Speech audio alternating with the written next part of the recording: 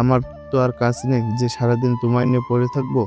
ইতনি আকাশের চুল ছেড়ে দিয়ে তাকে সজোরে একটা ধাক্কা মারে, যার ফলে আকাশ বিছানার উপরে গিয়ে আছড়ে পড়ে। আর ইতনি গিয়ে আকাশের গায়ের উপর উঠে বসে। পরে সে আকাশের ঠোঁটের মধ্যে জোরে একটা কামড় বসিয়ে দেয়, যার ফলে আকাশের ঠোঁটে প্রচণ্ড লাগে। কিন্তু সে কোনো ধরনের রিয়াকশন না করে ইতনির দিকে চোখ পাকিয়ে তাকিয়ে থাকে, কারণ সে কোনোদিনও কল্পনা করেনি যে ইতনি তার এমন জায়গায় কামড় বসাবে। আকাশ অবাক দৃষ্টিতে ইদনির দিকে তাকিয়ে থাকে। কিছুক্ষণ পর ইদনি তাকে ছেড়ে দিয়ে দূরে সরে যায়। এবার আকাশ ইদনিকে বলে, ইন্নি কি ছিল ওটা? তোর শাস্তি। তা ঠিক আছে, কিন্তু ঠোঁটের কামড় কেন? ইদনি এবার চুপচাপ হয়ে যায়, কারণ এতটা সময় তার মাঝে হুঁশ জ্ঞান কিছুই ছিল না। কারণ সে আকাশের কোথায় কামড় দিয়েছে সেটা সে নিজেও বলতে পারবে না। কিন্তু যখন আকাশের মুখ থেকে ঠোঁটের কথা শোনে তখন তার হুঁশ জায়গায় মতন আসে, তাই সে লজ্জায় চুপ হয়ে যায়। কি হলো, কথা বলছো না যে? আসলে আমি না বুঝে এমনটা করেছি। আর তাছাড়া আপনাকে আঘাত করার সময় আপনার ঠোঁটটাই সর্বপ্রথম আমার চোখের সামনে এসেছে, তাই বেখেয়ালিভাবে ঠোঁটেই কামড় বসিয়ে দিয়েছি। আর বেখেয়ালি হওয়ার কারণটা হলো আপনার উপরে অতিরিক্ত মাত্রায় রাগ উঠেছে আমার। কারণ কেন আপনি আমায় একা বাসায় রেখে এতটা সময় বাসার বাইরে থাকবেন? তা ঠিক আছে, তোমার তীব্র রাগের কারণে তুমি আমার ঠোঁটে কামড় দিয়ে বসিয়েছো, কিন্তু হঠাৎ তুই থেকে আপনি হয়ে গেলাম কি করে? কাহিনীটা কি একটু বলবে? না না, কিছু না, এমনি আপনি ডাকছি। ও ঠিক আছে, সমস্যা নেই, কিন্তু সামনের বার থেকে আমায় আঘাত করার আগে কোথায় আঘাত করছো সেটা দেখে শুনে করবে। ইদনি আর কোনো কথা বলে না, মাথা নামিয়ে চুপচাপ আকাশের থেকে কিছুটা দূরে বসে আছে। আর আকাশও কিছু বলে না। আর তাছাড়া আকাশও জানে ইদনির আপনি বলার কারণ।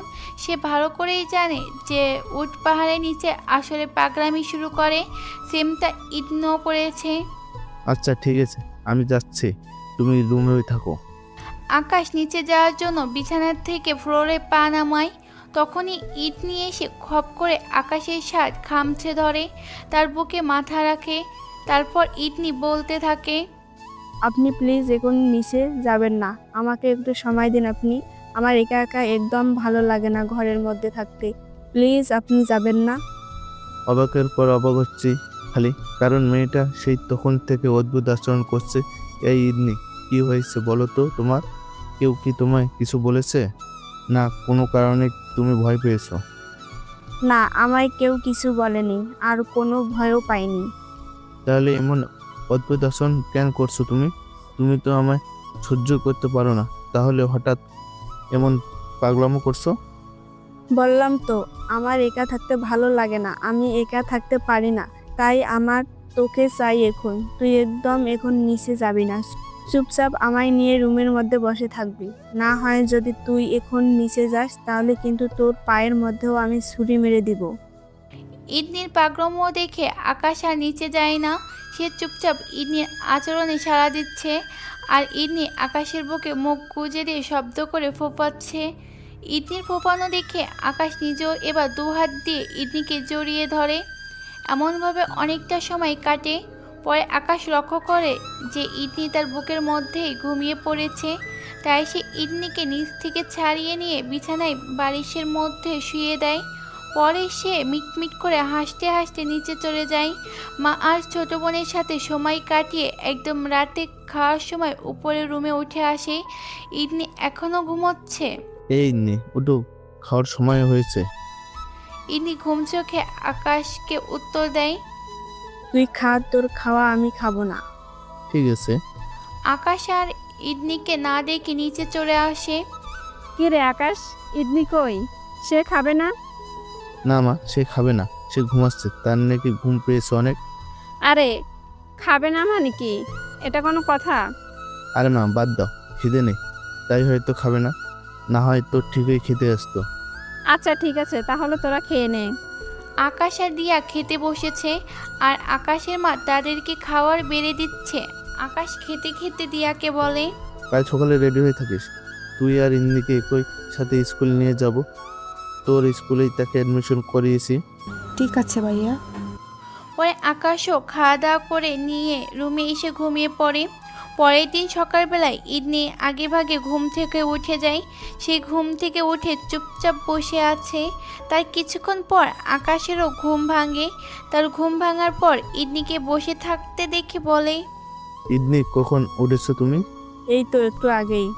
ও আচ্ছা, শোনো, তুমি রেডি হয়ে নাও, আমি তোমাকে আর দিয়াকে একসাথে স্কুলে দিয়ে আসবো। ইদনি চটজলদি রেডি হতে চলে যায়। কিছুক্ষণ পর সে ফ্রেশ হয়ে এসে রেডি হয়ে নেয়। তারপর আকাশও ফ্রেশ হয়ে রেডি হয়। পরে ইদনি আর আকাশ নিচে চলে যায় নাস্তা খাওয়ার জন্য। নাস্তার পাড়া শেষ করে দিয়া আর ইদনিকে গাড়ি করে নিয়ে স্কুলের উদ্দেশ্যে রওনা হয়। পরে স্কুলে এসে নামতেই দিয়া তার ক্লাসে চলে যায় আর আকাশ ইদনিকে নিয়ে প্রিন্সিপালের রুমে যায় বই আনার জন্য। আকাশ ইদনির বই নিয়ে ইদনিকে ক্লাসে দিয়ে আসার জন্য তাকে নিয়ে হাঁটা ধরে। তখনই মাঝপথে একটা মেয়ে এসে আকাশকে বলে, এই যে আপনি নিশ্চয়ই ইদনির ভাই? কিন্তু কেন? কেন বলতে আসলে কি? আপনি দেখতে অনেক হ্যান্ডসাম। আপনাকে আগেও বেশ কয়েকবার ইদনিকে স্কুলে আনা নেওয়া করতে দেখেছি। সেই তখন থেকে আপনাকে কেন জানি আমার ভালো লাগে। মেয়েটার মুখে এমন কথা শুনে ইদনির চোখ পাকিয়ে আকাশের দিকে তাকিয়ে থাকে। তখনই আকাশের মাথায় একটা বুদ্ধি আসে। আসলে তুমিও অনেক সুন্দরী, অনেক মায়াবী দেখতে, তোমার চেহারাটা একদম মনোমুগ্ধকর। আকাশের কথা শুনে মেয়েটা বেশ লজ্জা পায়, কিন্তু অন্যদিকে ইদনি চরম রেগে যায়। কিন্তু সে কিছুই বলতে পারে না আকাশকে, কারণ সে আকাশকে কিছু বলার মতন যোগ্যতা রাখে না। যদি সে আকাশকে স্বামী হিসেবে মানত বা তাকে স্ত্রীর অধিকার দিত, তাহলে সে হয়তো কিছুই বলতে পারতো। কিন্তু সেই সুযোগ বা অবস্থান তার নেই বা হয়নি এখনো, তাই সে কিছুই বলে না। কিন্তু তার ভেতরে কেমন যেন এক ধরনের খারাপ লাগা কাজ করছে। মনে হচ্ছে যেন তার জিনিসের উপরে কেউ অধিকার ফরাচ্ছে। অদ্ভুত ধরনের একটা কষ্ট অনুভব করছে সে নিজের ভেতরে। তাই সে চোখ মুখ কালো করে সামনের দিকে হাঁটা ধরে। এদিকে আকাশ ইদনির হাবভাব দেখে বুঝতে পারে যে তার ওষুধটা কাজে লেগেছে। আচ্ছা, আমি এখন যাচ্ছি, আমার একটা জরুরি কাজ আছে। তারপর মেয়েটার সামনের থেকে চলে আসলাম, একটু জোরে হাঁটা দিয়ে ইদনির কাছে গেলাম। সে চোখ মুখ একদম কালো করে রেখেছে। এই ইদনি, কি হয়েছে তোমার? বেহুদে প্রশ্ন করলাম ইদনিকে, কারণ আমি ভালো করে জানি কি হয়েছে। তার কাটা ঘায়ে নুনের ছিটা দেওয়া যে তার জ্বলছে, সেটা আমি বুঝতে বাকি নেই। না, আমার কিছু হয়নি, আমি ঠিক আছি। ও তাহলে ঠিক আছে, কিছু না হলেই হলো। আচ্ছা চলো, তোমার ক্লাসে দিয়েছি। তারপর ইন্নিকে সাথে নিয়ে ক্লাসে দিয়ে আসলাম। সে মনমরা হয়ে ক্লাসের ভিতরে ঢুকে পড়লো। ক্লাসে ঢুকার সময় সে আমার সাথে একটা কথা বলেনি। আমি আশা করেছিলাম সে আমায় কিছু একটা বলবে, বাট সে চুপচাপ ক্লাসে ঢুকে পড়েছে। যা কি আর করার। তারপর সেখান থেকে গাড়ি নিয়ে নিজের কলেজের উদ্দেশ্যে রওনা হলাম। কিন্তু মাঝপথে 4-5টা গাড়ি এসে আমায় আটকায়। আমি গাড়ির সামনের থেকে নিতে পারছি না, পিছনেও যেতে পারছি না, মধ্যখাবে আটকে গেছি আমি। তখনই আমার পথ আটকানো গাড়িগুলোর ভিতর থেকে কয়েকজন লোক অস্ত্র হাতে নিয়ে বেরিয়ে এসে পরে তারা আমার গাড়ির সামনে এসে আমার দিকে অস্ত্র তাক করে চতুর্পাশ থেকে ঘিরে ফেলেন। কি করব ভেবে পাচ্ছি না। তাড়াতাড়ি ফোনের লোকেশন অন করে জায়গা মতন একটা মেসেজ পাঠিয়ে দিলাম। তখনই সেই লোকজনগুলো ইশারায় আমাকে গাড়ির কাজ খুলতে বলে। আমি চুপচাপ তাদের কথা মতন গাড়ির কাজ খুলে দিলাম। তখনই একজন এসে আমার গলায় গুলি ঠেকিয়ে ধরে গাড়ি থেকে বের হতে বলে। অপরাধ হয়ে তাদের এই কথাটা মেনে নিতে হলো আমাকে। গাড়ি থেকে নামতেই তারা আমাকে টেনে হিঁচড়ে তাদের গাড়িতে ওঠে। পরে আমার চোখ কালো কাপড় দিয়ে বেঁধে দেয়। তখন তারা আমার চোখ থেকে কালো কাপড় খুলে তখন নিজেকে আবিষ্কার করলাম একটা বন্ধ ঘরের মধ্যে। তাদের সবার মুখের মধ্যেই ছিল মাস্ক, কারো চেহারাই দেখা যাচ্ছে না। তারা আমায় ধরে নিয়ে গিয়ে একটা চেয়ারের সাথে হাত পা বেঁধে ফেলে। এই তোমরা কারা, আর আমাকে এখানে কেন এনেছো? আমরা তোর জম, আর তোকে এখানে এনেছি মারার জন্য। ও ভালো কথা, তো মেরে ফেলো আমায়। একজন না, এত সহজে না। আমাদের ম্যাম আসছে, তারপর তোকে কিভাবে মারবে সেটা তিনিই ডিসাইড করবে। আমাদের কাজ হচ্ছে তোকে উঠিয়ে আনা, তাই তোকে আমরা উঠিয়ে এনেছি। আর কিছুই বললাম না, চুপচাপ বসে আছি, তারা আমায় বেঁধে রেখে অন্য রুমে চলে গেছে। তখন আমার নজর গেল একটা টেবিলের উপরে, যেটা থেকে কিছুটা দূরে রাখা। আর সেই টি টেবিলের উপর নজর পড়তে বমি চলে আসলো, কারণ সেখানে দুইটা কাটা হাত রক্তমুখা অবস্থায় কি যেন রেখে দিয়েছে, যার থেকে বাজে একটা স্মেল ছড়াচ্ছে রুমের মধ্যে। আর হাতগুলো দেখতে বেশ জঘন্য লাগছিল। আমি দাঁত মুখ খিঁচুনি দিয়ে বসে আছি, তখনই তাদের থেকে একজন রুমে এসে আমায় দেখার জন্য। কিরে, আছিস তো তুই? তোরা অতিরিক্ত প্রস্তাবে, তোরা জানিস না যে তোরা কোথায় হাত দিয়েছিস? এই বেটা এই, একদম কথা কম। আর আমরা কোথায় হাত দিয়েছি তা আমাদের জেনে লাভ নেই। ম্যাম অর্ডার করেছে তোকে তুলতে, তাই তোকে তুলে এনেছি। এরপর যা হবে ম্যাম বুঝে নিবে সেসব। আর তুই যতই বড় হোস না কেন, আমাদের সাথে কোনোদিনই তুই পেরে উঠবি না। তো চুপচাপ বসে থাক, ম্যাম হয়তো চলেই আসবে আর কিছু সময়ের মধ্যে। তারপর ওপরের টিকিট কেটে দিলে চুপচাপ উপরে চলে যাস, ঠিক আছে? আমাকে উপরে পাঠানোর চক্করে যেন তোদেরকে উপরে যেতে না হয়, সেই দিকটা একটু ভালো করে লক্ষ্য রাখিস। আকাশের কথা শুনে তার রুমে আসা মানুষটা প্রচণ্ড ক্ষেপে যায়, যার ফলে সে এসে আকাশের কলার চেপে ধরে আর আকাশকে বলে, এই বেটা এই, গলাবাজি একদম কম। তুই হয়তো আমাদের সম্পর্কে এখনো ভালো করে জানিস না। শোন, মানুষকে মারার জন্য আমাদের কোনো অস্ত্রের প্রয়োজন হয় না। আমরা চাইলে আমাদের ধারালো দাঁত দিয়েই মানুষকে শেষ করে দিতে পারি। তুই কি না আমাদের সাথে এসে বাহাদুরি করছিস? আকাশ লোকটার কথায় কিছু না বলে একটা হাসি দেয়। তখনই সেখানে গোড়াবাজি শুরু হয়ে যায়। ফরিদ অনেক ছেলেপেলে নিয়ে আকাশকে বাঁচাতে এসেছে। আকাশ তখন লোকেশন অন করে ফরিদকে মেসেজ করেছিল। আকাশকে কিডন্যাপ করা লোকজন এত ছেলেপেলে দেখে আকাশকে রেখে অন্য রাস্তা ধরে পালিয়ে যায়। ফরিদ ছেলেপেলে নিয়ে এসে আকাশকে উদ্ধার করে। ভাই কিভাবে কি হলো তাদের এত বড় কলিজা যে তারা আপনাকে উঠিয়ে এনেছে? আমিও সেটাই ভাবছি যে তোরা কার পাওয়ারে এত উড়াউড়ি করছিস। ভাই হয়তো এসবের পিছনে বড় কারোর হাত রয়েছে। আন্ডারওয়ার্ল্ডের লোকজন জড়িত এর সাথে। কি? তাহলে এখন কি করবে ভাই? কি আর করবো, ধরে বসে সব কয়টাকে কুপিয়ে মারবো। তারা যত বড় শেয়ানাই হোক না কেন, মনে রাখিস এটা আমার দেশ, আর এই দেশে ভিনদেশি কোনো মাফিয়ার পাওয়ার চলবে না। ভাই সে না হয় চলবে না, কিন্তু এখন এদের কি করবেন? ওদের একটাকে ধরতে পারলে বাকিদের খবর পেয়ে যাব। তোরা কিছু সময় এখানে অপেক্ষা কর, কারণ তারা কোন ম্যাম আসার কথা বলছিল, দেখি সে আসে কি না। অবশ্য আসবে না জানি, কারণ তারা হয়তো এত সময় তাদের ম্যামকে ইনফরমেশন করে দিয়েছে। তাও একটু অপেক্ষা করি ভাই।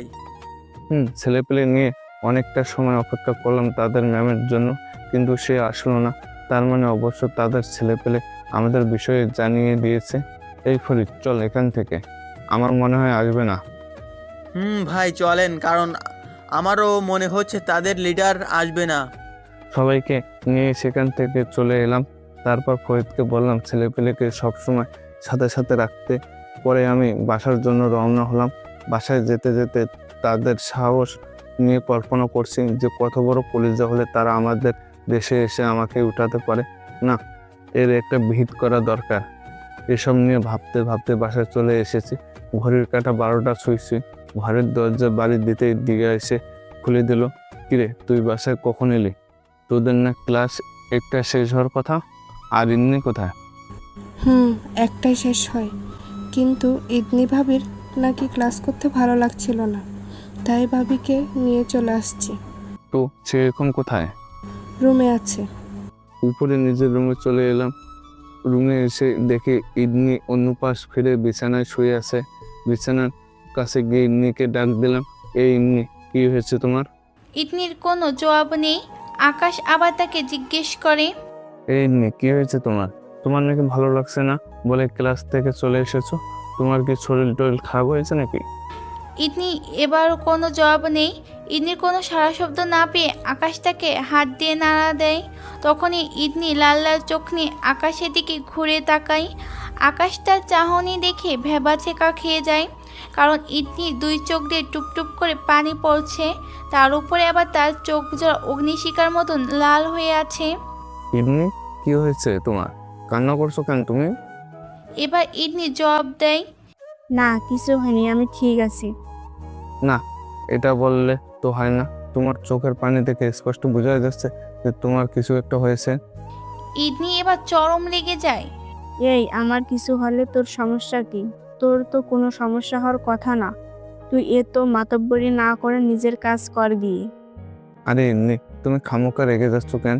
আমি খামোখা রাগ করেছি তাই না? তোর কথা অনুযায়ী আমার রাগের কোনো কারণ নেই। আরে খামোকা রাগ করো আর যাই করো, কিন্তু কি জন্য রাগ করছো সেটা তো বলবে। তোর আসলে শরীরটাই বড় হয়েছে, মানুষের মন বোঝার ক্ষমতাটা আল্লাহ তোকে দেয়নি। আরে আজব তো।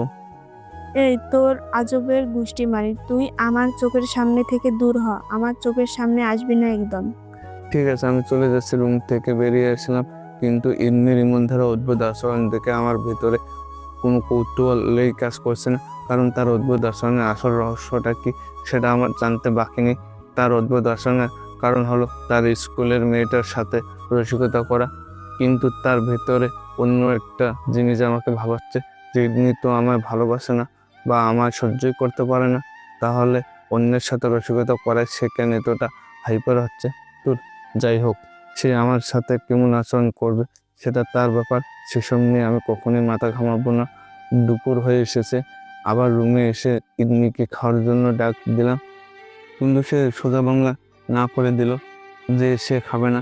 দুপুর পেরিয়ে রাত হয়ে এসেছে, এর মধ্যে আমি তার সামনে আসিনি। সারাটা দুপুর সে রুমে কাটিয়েছে। সিদ্ধান্ত নিলাম রাতেও খাবারের জন্য জোর করব না তাকে। আকাশ, ইদনি কান্না করছে কেন? আকাশ, ইদনি কান্না করেছিল কেন? তাকে খাইয়ে দেওয়ার সময় কি করেছিস তুই ওর সাথে? কি করব আমি আবার তার সাথে? কিছু তো একটা করেছিস, না হয় সে কান্না করেছিল কেন? না, আমি তার সাথে কিছু করিনি। আর সে কান্না করছিল কেন সেটাও আমি জানি না। তবে তুমি তো তাকে জিজ্ঞেস করতে পারতে। করেছি, কিন্তু কোনো উত্তর দেয়নি। তবে তার কান্নার ধরন আমার কাছে বেশি একটা সুবিধার মনে হয়নি। হয়তো মেয়েটা কোনো কিছু নিয়ে বেশ কষ্ট পেয়েছে। মায়ের কথা শুনে গলায় কাশি চলে এলো, কারণ তিনি ঠিকই ধরছেন যে সে কিছু একটা নিয়ে অনেক কষ্ট পেয়েছে, কিন্তু মাকে সেটা বলা যাবে না বা বুঝতে দেওয়া যাবে না। তাই কথা ঘুরিয়ে ফেললাম। মা, তার হয়তো বাসার মানুষের কথা মনে পড়ছে, না হয় আমাদের বাসায় তো কোনো কিছুর কমতি নেই। আর তাছাড়া আমিও তার সাথে কোনো ধরনের খারাপ কিছু আচরণ করিনি, সে কষ্ট পাবে। তা হলেও হতে পারে। আচ্ছা শোন, তুই তার থেকে আজ রাতে একটু জিজ্ঞেস করিস যে কি হয়েছে, তার কি বাসার জন্য মন খারাপ কিনা। যদি তাই হয় তাহলে কাল সকালে তাকে নিয়ে তুই তার গ্রামে যাবি, পরে সেখানে কিছুদিন থেকে বাড়ি ফিরবি। ঠিক আছে। পরে আমিও খেয়ে দিয়ে রুমে চলে আসলাম, কিন্তু তাকে কিছু জিজ্ঞেস করলাম না, কারণ আমি জানি সে আমার প্রশ্নের উত্তর দেবে না। তাই আর মুখ নষ্ট করলাম না, চুপচাপ বিছানায় এসে শুয়ে পড়েছি। আর সে আগে থেকেই অন্য পাশ ফিরে বিছানায় শুয়ে আছে। বিছানায় শোয়া মাত্রই আমার ঘুম চলে এসেছে। রাতের বাজে 3টা, হঠাৎ করে কারো কান্নার শব্দ শুনে ঘুমটা ভেঙে গেল। মিটমিট করে চোখ খুললাম, তখনই দেখে ইদনি আমার শার্টের আলতো করে খামচে ধরে বুকে মাথা দেখে ফুপিয়ে ফুপিয়ে কান্না করছে। এই দৃশ্য দেখে বুকের ভেতরটা স্যাপ করে উঠলো, কিন্তু কোনো ধরনের সারা শব্দ করলাম না। তখনই ইদনি ফোপাতে ফোপাতে বলতে লাগলো, এই আজ তুই কেন এমন করলি আমার সাথে? কেন তুই আমার সামনে ওই মেয়েটার সাথে রসিকতা করলি? তোর একটা বারের জন্যও কি মাথায় আসেনি যে তোর এই আচরণটা আমার ভিতরটাকে ক্ষতবিক্ষত করে দিবে? তুই এত পাষাণ কেন? তোর জায়গায় পাষাণ তো আমার হওয়ার কথা ছিল, কিন্তু কেন জানি তোর আজকে আচরণটা আমায় অনেকটা আঘাত করেছে। তোর আজকের আচরণটা আমার অনিচ্ছা সত্ত্বেও কেন জানি বুকের ভিতরে কাঁঠার মতো হয়ে বিঁধেছে। যেখানে আমি তোকে সহ্য করতে পারি না, সেখানে কেন এমন কষ্ট হচ্ছে তুই অন্যের সাথে রসিকতা করায়? বল কেন কষ্ট হচ্ছে? কেন আমি তোর সেই আচরণটাকে মেনে নিতে পারছি না? কেন পারছি না বল? ইদনি আকাশকে জড়িয়ে ধরে কান্না করছে আর পাগলের মতন প্রলাপ করছে। ইদনি ভেবেছে আকাশ হয়তো ঘুমের রাজ্যে হারিয়ে গেছে আর তার কোনো কথাই সে শুনছে না, কিন্তু আকাশের তো বহু আগেই ঘুম ভেঙে গিয়েছে। আকাশ সেই কবেই থেকে ইদনির পাগলের মতন পরবগুলো শুনছে, কিন্তু ভিতরে ভিতরে তার অনেকটা খারাপ লাগছে ইদনির এমন কথাবার্তা শুনে। এদিকে ইদনি এখনও বকবক করেই যাচ্ছে। আকাশ ইদনির বকবকানি থামানোর জন্য ঘুমের বাহানা করে ইদনিকে জড়িয়ে ধরে। সে এমনভাবে ইদনিকে জড়িয়ে ধরে ইদনি তাতে বুঝতেই পারে না যে আকাশ জেগে আছে। সেভাবে আকাশ ঘুমের মাঝেই তাকে জড়িয়ে ধরেছে। তাই সে আকাশকে বলে, দেখেছিস আমার কষ্ট হচ্ছে দেখে তুই ঘুমের মাঝেই আমাকে জড়িয়ে ধরে সান্ত্বনা দিচ্ছিস, কিন্তু বাস্তবে তুই অনেকটা নিষ্ঠুর। ইদনির এমন কথায় আকাশ ভরেই যায় যে সে এতটা সময় ধরে ইদনির সাথে ঘুমের ভান করে নাটক করছিল। সে এবার নিজের অজান্তেই বলে ওঠে, আমি ঘুমের রাজ্যের থেকে তোমাকে সান্ত্বনা দিচ্ছি। সো তুমি এবার কান্না থামিয়ে ঘুমের রাজ্য ফিরে যাও। আকাশের কথা শব্দ শুনে ইদনি ভ্যাপাচেকা খেয়ে যায়। সে আশ্চর্যজনকভাবে আকাশের দিকে তাকিয়ে থেকে বলে, তুই ঘুমাসনি? আকাশ এবার জিভে কামড় দিয়ে বসে, কারণ সে বেকুবের মতন একটা কাজ করে ফেলেছে। তুই এতটা সময় ঘুমের বাহানা করে আমার কথা শুনছিলি তাই না? আকাশের আর বাঁচার উপায় নেই, সে ধরা খেয়ে গিয়েছে। আরে কে বলছে আমি ঘুমাইনি? আমি তো ঘুমাইছি, আর এখনো ঘুমের মধ্যে আছে, আর ঘুমের মধ্যে থেকেই তোমার সাথে কথা বলছে। আকাশের কথা শুনে ইদনি দাঁতে দাঁত চেপে ধরে আকাশকে বলে, শয়তান কুত্তা কোথাকার, তুই আস্ত বড় একটা শয়তান। আমি শয়তান আর তুমি ধোয়া তুলসী পাতা। ইদনি আকাশের কথার কোনো উত্তর না দিয়ে সোজা আকাশের বুকের মধ্যে কামড় বসিয়ে দেয়। আকাশ ইদনির এমন ধারা আচরণ দেখে খিটমিট করে হাসতে শুরু করে। আকাশের হাসির শব্দ শুনে ইদনি আকাশের বুক ছেড়ে দিয়ে মাথার নিচ থেকে বালিশ উঠিয়ে নিয়ে সোজা তার মুখের মধ্যে চেপে ধরে। তারপর রাগান্বিত কণ্ঠে আকাশকে বলতে থাকে, জানোয়ার, তোকে একদম খুন করে ফেলবো আমি, একদম হাসবি না তুই। আকাশ ইদনির এমন পাগলামিমূলক আচরণ দেখে শরীরে জোর খাটিয়ে মুখের পোল থেকে বালিশটা ফেলে দেয়। পর ইদনিকে শক্ত করে জড়িয়ে ধরে চুমুক খেতে আরম্ভ করে। আর এদিকে ইদনি আকাশের ঠোঁটের উষ্ণ ছোঁয়া পেয়ে পুরোপুরি শান্ত হয়ে যায়। সে যেন পাগলামি বন্ধ করা মেডিসিন পেয়ে গেছে। আকাশের মেডিসিনের কার্যকারিতা তার উপরে এত পরিমাণ প্রভাব ফেলে যে সে পাগলামি রাজ্য ছেড়ে অন্য কোনো রাজ্যে গিয়ে পাড়ি জমায়। ইদনি চুপচাপ আকাশের স্পর্শ অনুভব করছে। অবশ্য সে চুপচাপ থাকলেও তার ভিতরটা টর্নেডোর মতন উতাল পাতাল করছে। সে যেন নিজের ভিতরটাকে কোনোভাবে শান্ত করতে পারছে না। তখনই আকাশ তাকে ছেড়ে দেয় আর বলে, এবার ঘুমিয়ে পড়ো। ইদনি চুপচাপ আকাশের কথা মেনে নেয়। সে চোখ বন্ধ করে শুয়ে আছে, কিন্তু তার ভিতর থেকে মাতার প্রবাহ এখনো পুরোপুরি বের হয়নি। এখনো তার ভিতরে আকাশের স্পর্শের রেশ রয়ে গিয়েছে। সে মনে মনে চিন্তা করে, কে আমি? আমি কি সত্যি সেই ইদনি যে কিনা এই লোককে প্রথম দেখায় ছুরি মেরেছিলাম, আর আজকে সেই লোকের স্পর্শেই আমার ভিতরটা উতাল পাতাল করেছে? না, আমি তো আর আমি নেই, বদলে গেছি আমি। কারণ আমার শরীরের সমস্ত রক্ত সবসময় রাগের কারণে উত্তেজিত হয়ে থাকতো, আর আজও রক্ত উত্তেজিত হয়ে আছে, কিন্তু সেটা ভিন্ন কোনো কারণে। না, আমার মাঝে পরিবর্তন এসেছে। ইদনি এসব নিয়ে ভাবতে ভাবতে ঘুমিয়ে পড়ে। অন্যদিকে সকালবেলায় ইদনির আগে আকাশের ঘুম ভাঙে। সে ঘুম থেকে উঠে ফ্রেশ হয়ে নেয়। পরে ইদনিকে ডাক দেয়, এই ঘুম থেকে ওঠো, তোমার স্কুলে যাওয়ার সময় এসেছে। সো উঠে তাড়াতাড়ি রেডি হয়ে নাও, পরে তোমাকে আর দেখে স্কুলে দিয়ে এসে আমি আবার কলেজে যাব।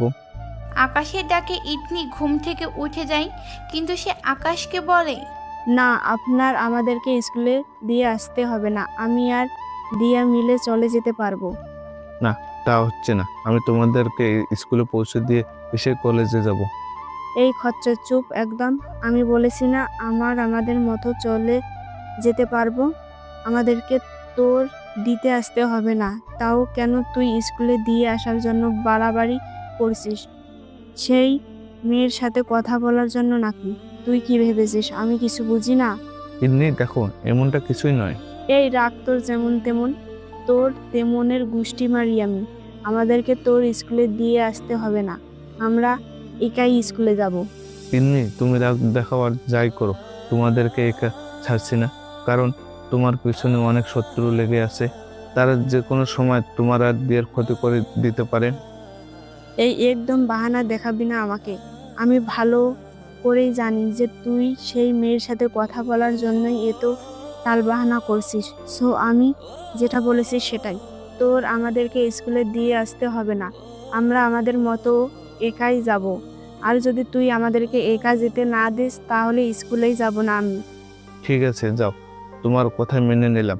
আমি আমি তোমাদেরকে স্কুলে দিয়ে আসতে যাব না, কিন্তু তোমরা গার্ডকে সাথে নিয়ে যাবে। না, তারও কোনো প্রয়োজন নেই। এমনি অতিরিক্ত করাটা কিন্তু কোনো ভালো লক্ষণ না। সো তোমাদের সাথে গার্ড যাবে আর তারা সেখানেই থাকবে। তোমাদের যখন স্কুল ছুটি হবে তখন তারাই তোমাদেরকে নিয়ে চলে আসবে। সো এবার রেডি হয়ে নাও, আমি চললাম। আকাশ তার কথা শুনিয়ে নিচে চলে আসে। পরে নিচে এসে নাস্তা করে নেয়। নাস্তা শেষ করে চারজন গার্ডকে বলে ইদনি আর দিয়াকে স্কুলে দিয়ে আসতে আর ফুল টাইম স্কুলেই থাকতে। পরে আকাশ রেডি হয়ে তার পার্সোনাল গাড়ি নিয়ে কলেজের উদ্দেশ্যে রওনা হয়। অন্যদিকে গার্ড দিয়া আর ইদনিকে নিয়ে স্কুলের জন্য রওনা হয়েছে। ইদনি গাড়ির ভিতরে বসে বসে গত রাতের কথা ভাবছে। গত রাতে সমস্ত কিছুই যেন তার কাছে এখনও স্বপ্নের মতন মনে হচ্ছে।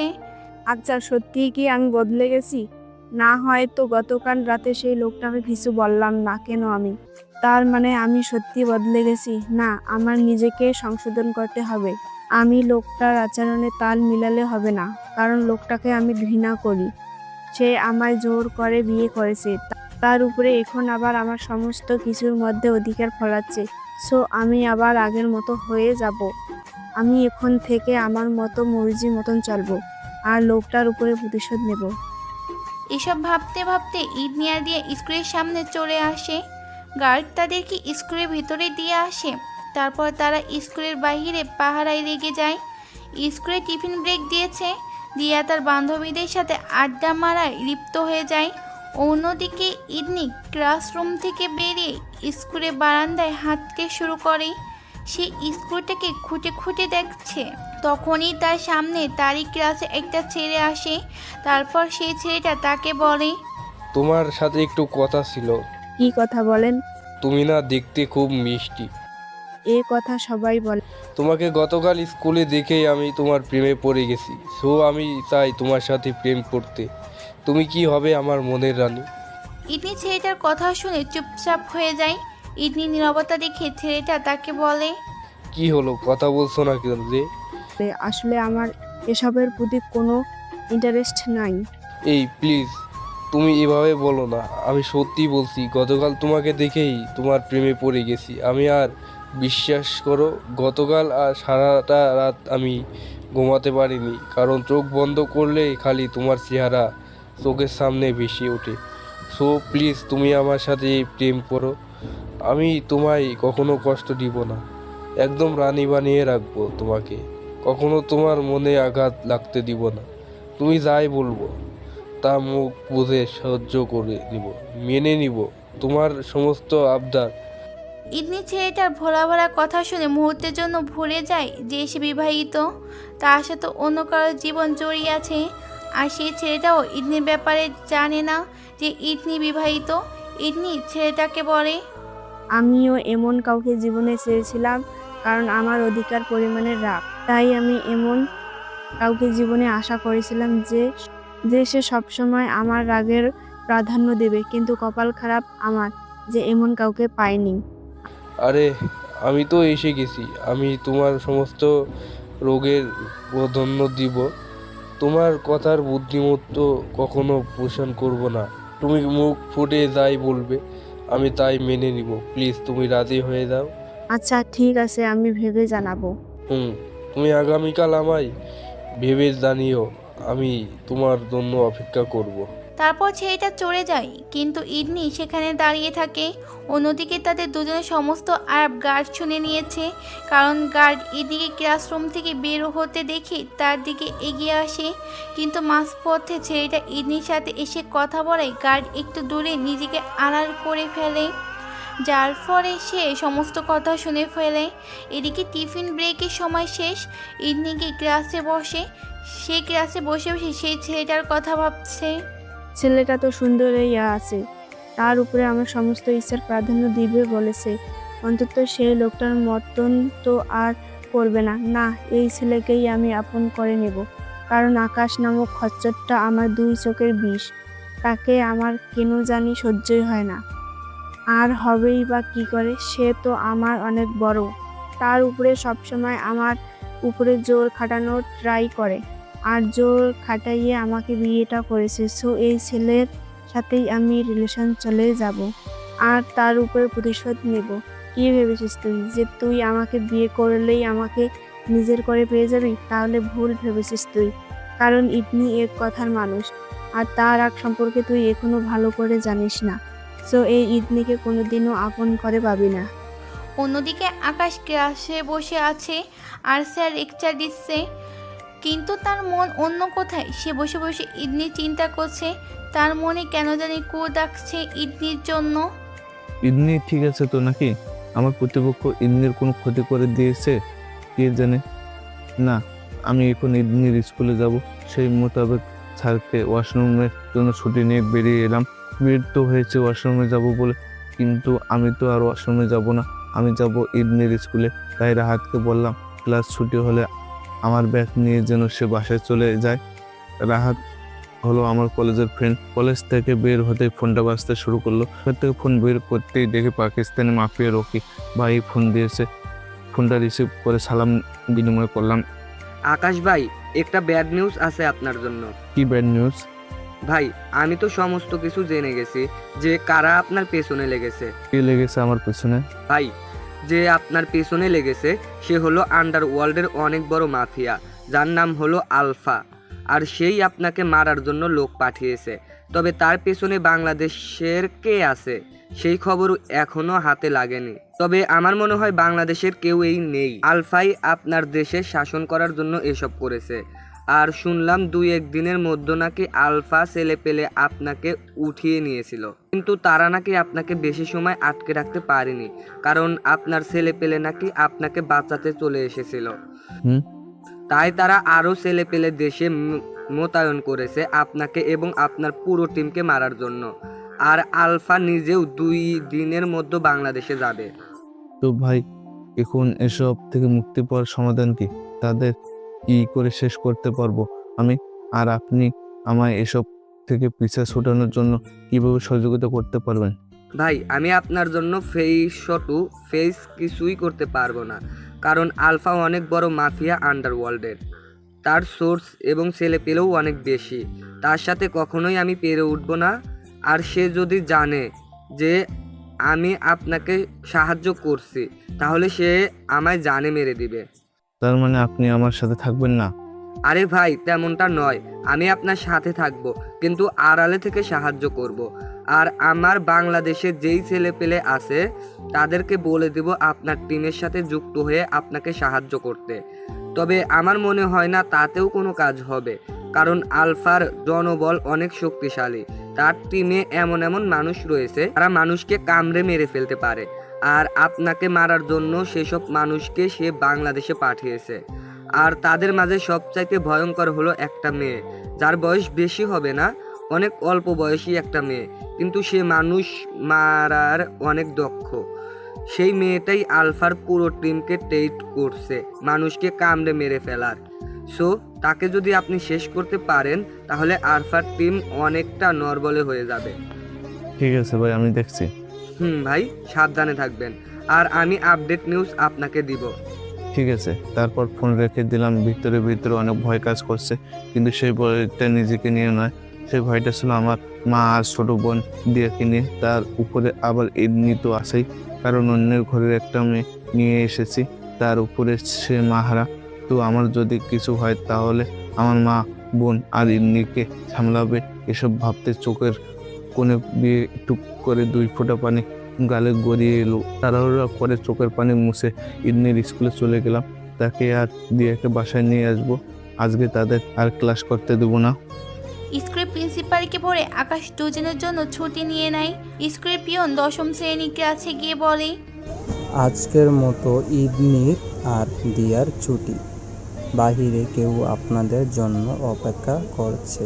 দিয়ার ইদনি ক্লাস থেকে বের হতেই দেখে আকাশ দাঁড়িয়ে আছে। ইদনিকে আকাশকে দেখতে পেয়ে তার কাছে গিয়ে বলে, কি হলো, আমাদের ছুটি করালেন কেন? চুপচাপ গিয়ে গাড়িতে বসো, আজকে আর ক্লাস করতে হবে না। দিয়া গিয়ে গাড়িতে বসে, কিন্তু ইদনি দাঁড়িয়ে আছে। ইদনি দাঁড়িয়ে থাকা দেখে আকাশ একটু রাগান্বিত কণ্ঠে ইদনিকে বলে, ইদনি, আমি বলছি গাড়িতে গিয়ে বসতে। ইদনি গিয়ে চুপচাপ গাড়িতে বসে। পরে আকাশ তাদেরকে নিয়ে চুপচাপ বাড়িতে চলে আসে। বাসায় এসে দিয়া তার রুমে চলে যায়, আর ইদনি আর আকাশ তাদের রুমে চলে আসে।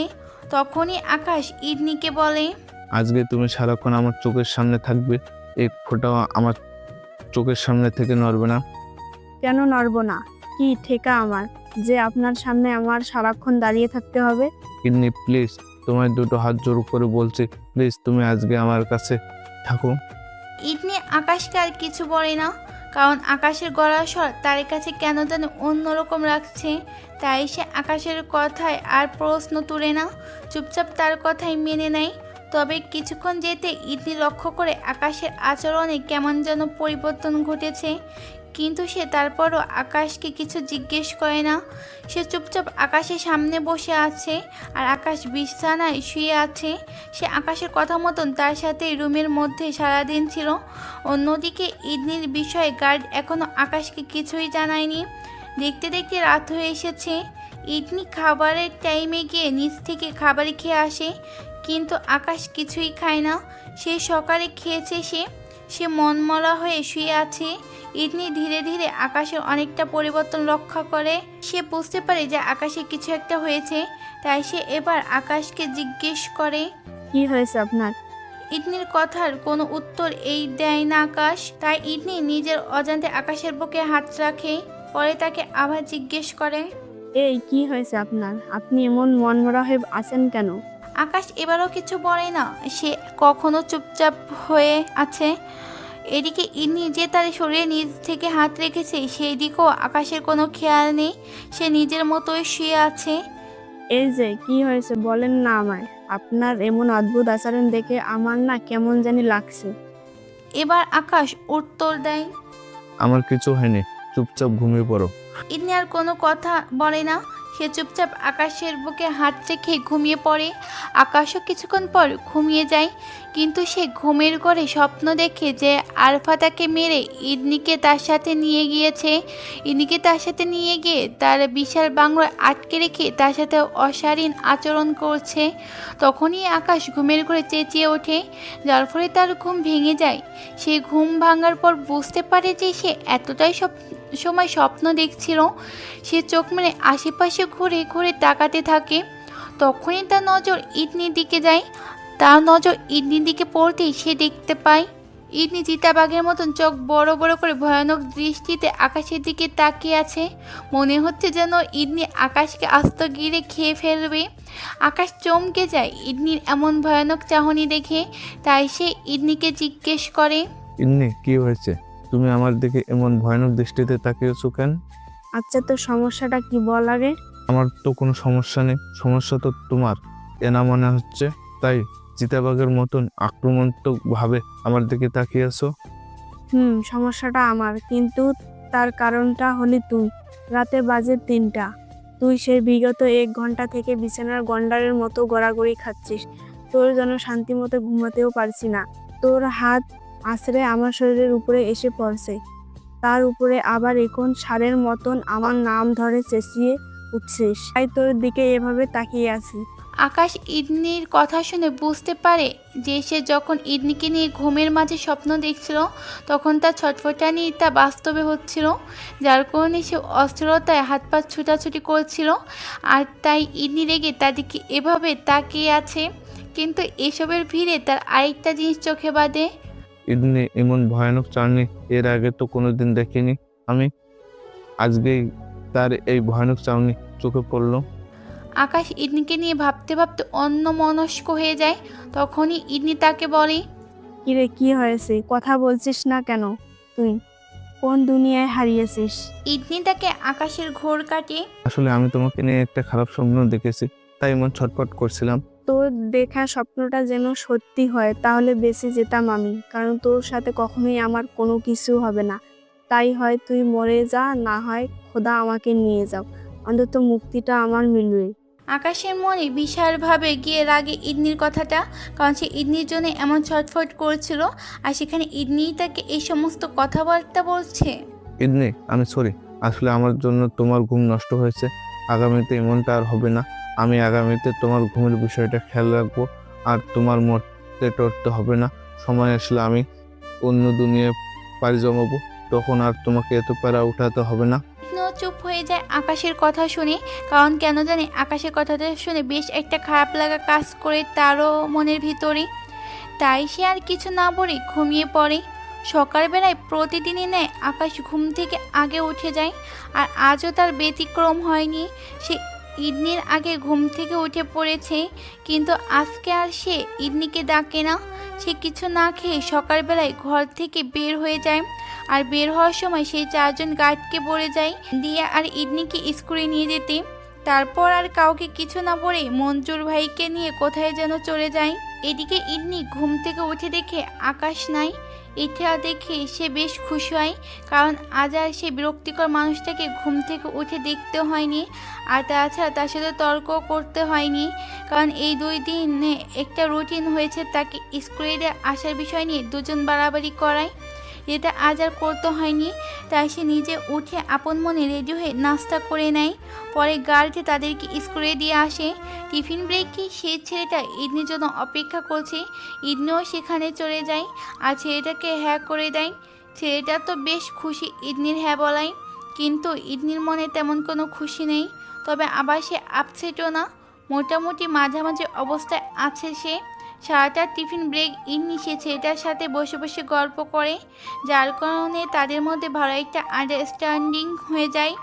আর অন্যদিকে গার্ড রুকিয়ে রুকিয়ে তাদের সমস্ত কথাবার্তা শুনছে, কারণ সে দেখো, লড়াই করার মতন সময় চলে এসেছে, কারণ আলফা নামক আলডারওয়ান মাফিয়া আমাদেরকে মারার জন্য দেশে অনেক শক্তিশালী একটা টিম মোতায়েন করছে, যাদেরকে বলা হয় ঠান্ডা।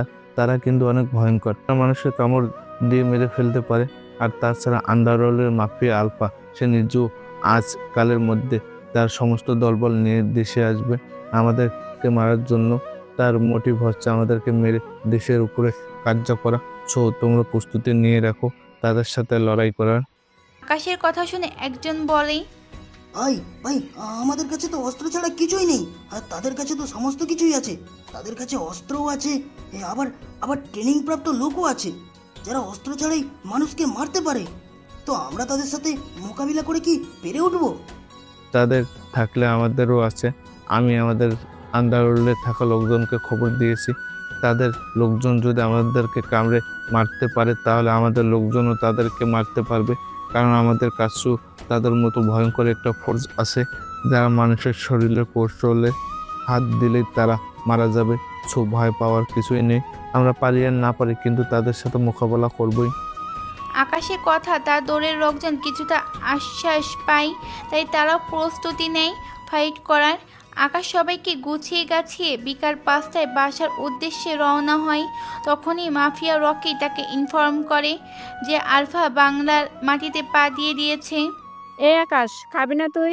আকাশের কথা শুনে তার আম্মু চলে যায়, কিন্তু সত্যি বলতে আকাশ এখনো কিছু খায়নি। সে তার আম্মুর সাথে মিথ্যা বলেছে, কিন্তু সেই মিথ্যাটা ইদনি ধরে ফেলে। তাই সে আকাশকে বলে, তুই সত্যি খেয়ে এসেছিস তো? আমার তো তোর হাব ভাব দেখে কোনো মতেই মনে হচ্ছে না যে তুই খেয়ে এসেছিস। আমি খাই আর না খাই, মরি বাসি, তা নিয়ে তোমার মাথা ঘামাতে হবে না। তুমি খালি নিজের চিন্তাই করো, আমাকে নিয়ে একদম ভাবতে হবে না কারোর। ঠিক আছে। ইদনি আর কিছু না বলে চুপচাপ শুয়ে থাকে। এদিকে আকাশও তার পাশে শুয়ে আছে, কারোর মধ্যেই কোনো কথা নেই। ইদনি ঘুমিয়ে পড়েছে, কিন্তু সারা রাত আকাশে কেন জানি ঘুম হয় না। সে সারা রাত ঘুমের ভান করে বিছানায় শুয়েছিল। পরের দিন সকালবেলায় ঘুম থেকে উঠে গতকালের ন্যায় সে কাউকে কিছু না বলে ঘর থেকে বের হয়ে যায়। তারপর আন্ডারগ্রাউন্ডের লোকজনের সাথে দেখা করে। পরে তাদেরকে নিয়ে তার পুরো টিমের সাথে সাক্ষাৎ করায়। রকির ছেলেপেলেরাও আকাশের সাথে যুক্ত হয়েছে। তারপর সবাই মিলে আলফার বিরুদ্ধে প্ল্যান করতে শুরু করে যে কী করে আলফা এবং তার টিমকে পরাজিত করা যায়। এদিকে ইগনো আজও স্কুলে গিয়ে সে ছেলেটার সাথে কথাবার্তা বলে। তাদের দুজনের বন্ডিংটা গতকালকের তুলনায় আজ আরও ভালো হয়ে যায়। সব কিছুর ভিড়ে ইডনি ভুলেই যায় যে সে আকাশকে ঠকাচ্ছে, আর মনেই বা থাকবে কি করে, কারণ যে মানুষটাকে সে ঘৃণা করে তাকে নিয়ে পজিটিভ চিন্তা ভাবনা তার মনে আসবে কি করে। টিফিনে সেই ছেলেটার সাথে বসে সময় কাটায়। স্কুল ছুটির পর সেই ছেলেটাকে বিদায় দিয়ে দিয়ার সাথে বাসায় চলে আসে। ইডনি সম্পর্কে বিষয়ে গার্ড বাদে আর কেউ জানে না। দিয়াও তার এই বিষয়ে জানে না, যদিও সে ইডনির কাছাকাছিই থাকে, কিন্তু সেও জানে না। এদিকে দুপুর হতে আকাশ বাসায় চলে আসে। সে আজকে আলফার বিরুদ্ধে প্রাণ সাজায় এবং তার সমস্ত ছেলেপেলেকে অস্ত্রাগার থেকে অস্ত্র দেয়, যাতে করে সবাই ভালোভাবে লড়তে পারে।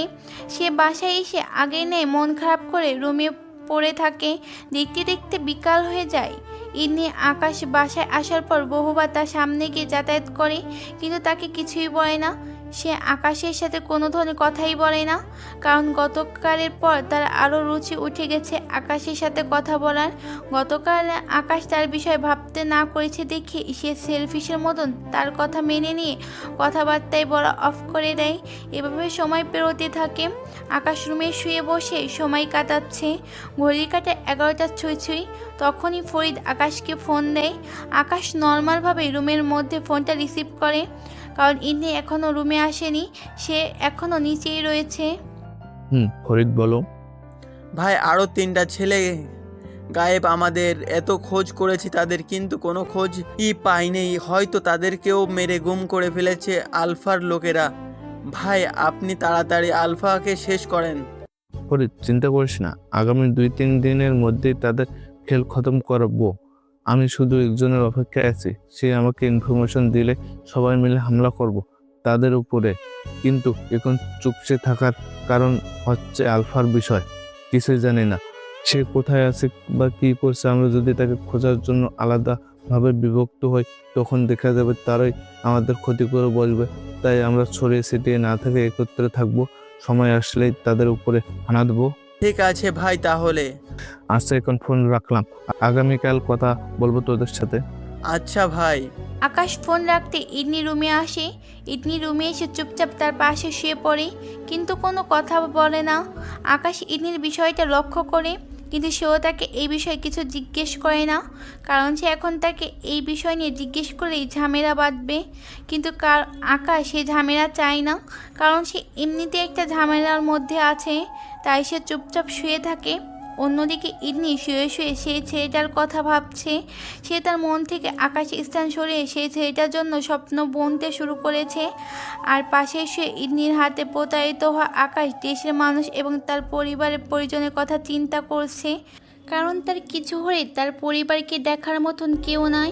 বিশেষ করে ইডনির জন্য তার চিন্তা হচ্ছে, কারণ তার যদি কিছু হয় তাহলে ইডনিকে মানুষ পথে ঘাটে অপমান করবে, যে বিয়ে করার পর 1 মাসও সংসার করতে পারেনি স্বামীর সাথে। আকাশ এসব বিষয় নিয়ে প্রথম ছবিটার দিকে তাকাতে আকাশের হুঁশ উড়ে যায়। সে চোখ বড় বড় করে ছবিটার দিকে তাকিয়ে আছে। মনে হয় যেন কেউ তাকে মৃত্যু ফেরেস্তার ছবি পাঠিয়েছে। আকাশ অনেকটা হাইপার হয়ে যায় প্রথম ছবিটা দেখার পর, কিন্তু সে কোনো ধরনের রিয়েক্ট করতে পারছে না, কারণ তার পাশে ইডনি শুয়ে আছে। তাই সে নিজেকে সামনে নিয়ে বাকি ছবিগুলো দেখতে থাকে। রকির পাঠানো সমস্ত ছবি আকাশের দেখা শেষ। তখনই রকি তাকে ফোন দেয়।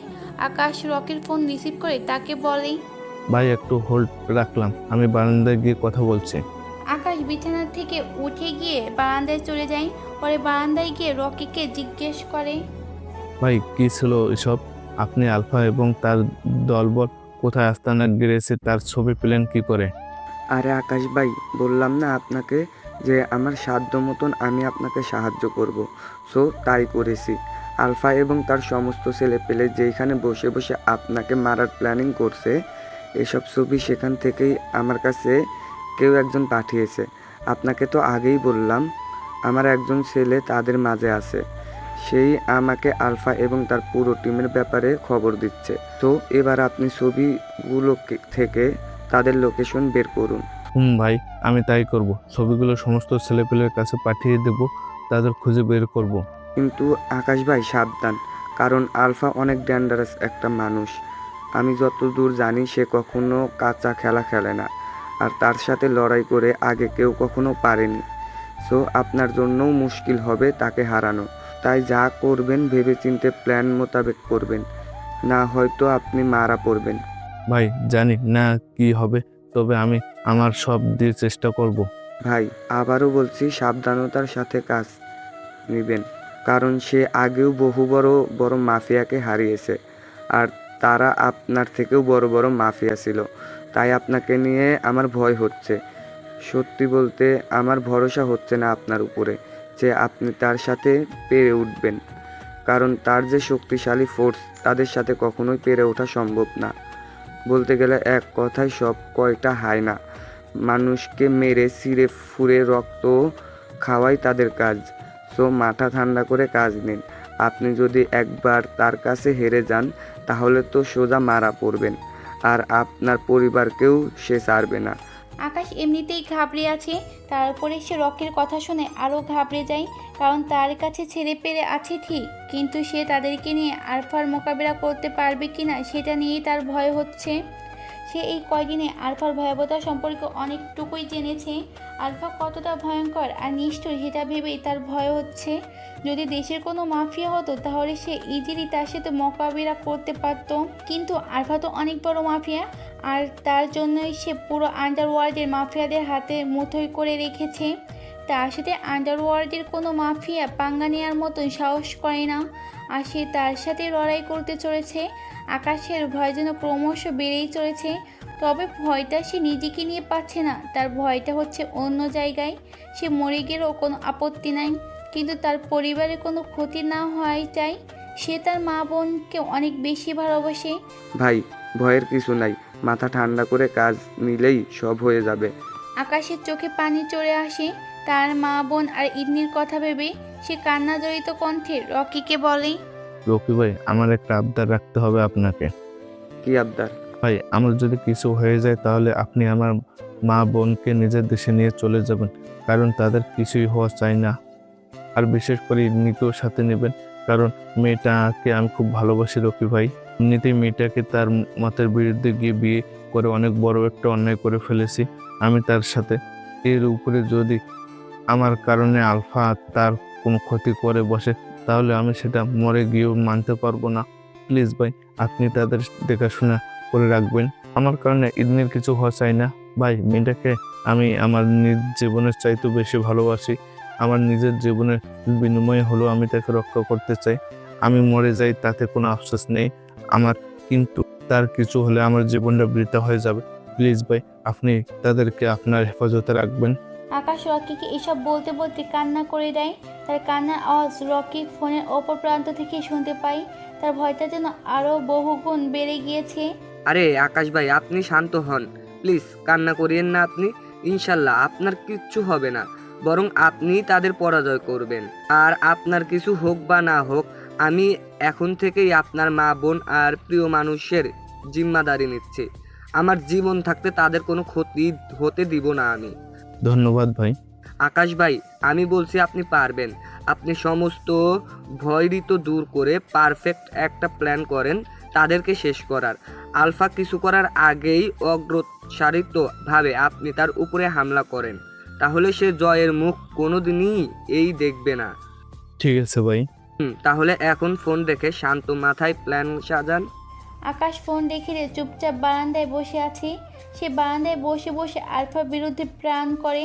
তার প্ল্যানটা রকির কথা মোতাবেক এই সাজায়।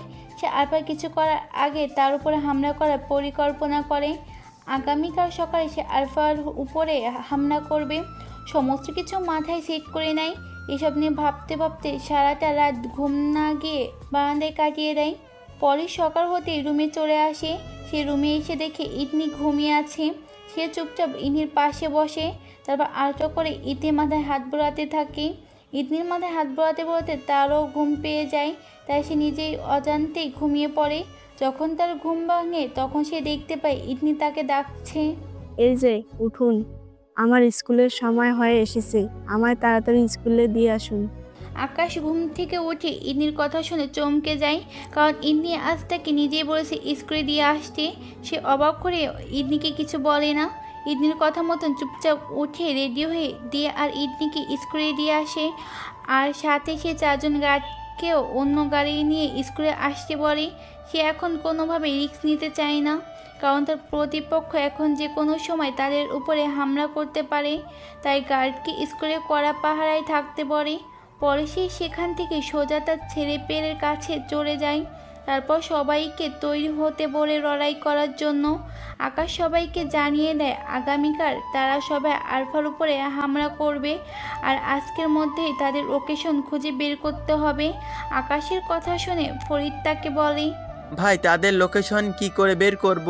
তাদের কোনো ইনফরমেশন এই তো নেই আমাদের কাছে। ফরিদ, তাদের ইনফরমেশন আমার কাছে আছে। আমি তোদের সবার ফোনে কিছু ছবি পাঠাচ্ছি, তোরা সবাই সেই ছবিগুলো দেখে চিনতে পারিস কিনা যে তারা এখন কোথায় অবস্থান করছে। আকাশ সবাইকে ছবিগুলো পাঠায়। সবাই ছবিগুলোকে ভালো করে দেখতে থাকে। তখনই তাদের থেকে একজন বলে ওঠে, ভাই আমি এই লোকেশনটা চিনি। এই লোকেশনটা হচ্ছে চৌধুরীনগর। চৌধুরীনগরের 18 তলা একটা বিল্ডিংয়ের কাজ চলছিল, কিন্তু সেটা এখন বন্ধ। কোনো না কোনো কারণে এই পিকগুলা সেই বিল্ডিংয়ে তোলা হয়েছে, কারণ ছবির ব্যাকগ্রাউন্ডে একটা টাওয়ার দেখা যাচ্ছে, যেটার পাশে হচ্ছে আমার এক বন্ধুর বাড়ি। এই তো এবার জমবে খেলা। আগামীকাল এই লোকেশনে গিয়ে হামলা করব সকলে মিলে। আকাশ তারপর সবার সাথে মিলে পরিকল্পনা করে যে কে কিভাবে হামলা করবে আর কে কোন পজিশনে থাকবে। অন্যদিকে ইনি স্কুলে এসে প্রতিদিনের ন্যায় টিফিন ব্রেকে সেই ছেলেটার সাথে কথা বলে। গাইড আজকেও ইনি আর সেই ছেলেটার ফলো করে। এদিকে আকাশ তার সমস্ত প্ল্যান সবাইকে বুঝিয়ে দিয়েছে। সে সমস্ত কিছু শেষ করে বেশ রাত করে বাড়ি ফিরি। ইদনি দিয়া রুমে বসে বসে তার সাথে গল্প করছিল। তখনই গার্ড আকাশকে দেখতে পেয়ে তাকে বলে, ভাই আপনার সাথে কিছু কথা আছে, আপনি একটু সাইডে আসুন। আকাশ গার্ডের কথা মতন বাড়ির পাশে একটা খালি জায়গায় যায়। আর এই গার্ডটা সে যে কিনা ইদনির পরকীয়া সম্পর্কে জানে। বলো। ভাই জানি না আপনি কি মনে করবেন, হয়তোবা আমার উপরে চরম রেগে যেতে পারেন, কিন্তু তাও আমার আপনাকে আজ কথাগুলো বলতেই হবে, না হয়তো অনেক বড় সমস্যা হয়ে যাবে। আরে কি কথা বলবে তো? ভাই ভাবি স্কুলে একটা ছেলের সাথে সম্পর্ক জড়িয়েছে। কি? ভাই সত্যি, আজ কয়দিন যাবৎ তাদের এই সমস্ত কিছু আমি নোটিশ করছি।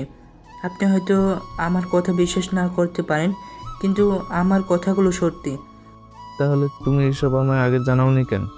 ভাই আমি শুরুতে ভেবেছি ভাবি শুধরে যাবে, আর তাছাড়া ভাবির বিষয়ে আপনার সাথে এসে কথা বলার মতন সাহস করতে পারছিলাম না আমি, কিন্তু আজ আর না বলে পারলাম না। ভাই সাহস করে এসে বলেছি। এসব চলছে আমার পেছনে পেছনে, তাই তো বলে ইদনির এতটা পরিবর্তন কেন? তবে আমার কেন জানি এখনো তোমার কথা বিশ্বাস হচ্ছে না। ভাই আমি জানতাম আপনার বিশ্বাস হবে না, তাই আমি অনেক কয়টা ছবি তুলে রেখেছি তাদের। গার্ড নিজের ফোনে তোলা ছবিগুলো আকাশকে দেখায়। আকাশ ছবিগুলো দেখে কিছু বলার মতন ভাষা হারিয়ে ফেলে। তাও সে গার্ডকে বলে, আচ্ছা আমি দেখছি, তুমি তোমার কাজে যাও। গার্ড চলে যায়। গার্ড যেতেই আকাশ ধূপ করে মাটির মধ্যে বসে কান্না করে দেয়। তার কলিজাটা যেন ছিঁড়ে যাচ্ছে ইদনি সম্পর্কে এসব জেনে। ইদনি, তুমি কেন করলে এমনটা আমার সাথে? আমি তো তোমার অনেক ভালোবাসি। হ্যাঁ, তোমার মতের বিরুদ্ধে তোমার বিয়ে করছি, কিন্তু কখনো তো তোমার উপরে জুলুম ও অত্যাচার করিনি, কখনো তোমার শরীরের উপর নিজের খায়েশ অধিকার ফেলাইনি। তাও তুমি আমার সাথে এমন করলে। ইদনি, কিসের কমতি রেখেছি তোমার?